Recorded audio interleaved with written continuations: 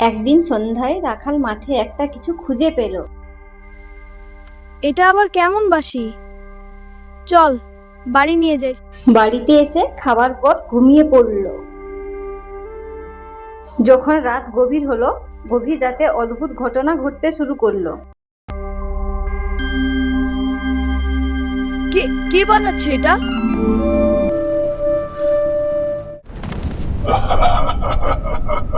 ওটা আমার বাঁশি।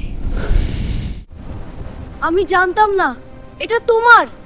আমার বাঁশি আমায় ফেরত দিয়ে নাহলে তুই শেষ। নাও, আমি এটা চাই না। বেঁচে গেলি। বাঁশিটা ভূতের দিকে ছুটতেই হঠাৎ সবকিছু থেমে গেল। কখনো কখনো গভীর রাতে সেই বাঁশির সুর রাখাল ও গ্রামবাসীরা শুনতে পায়।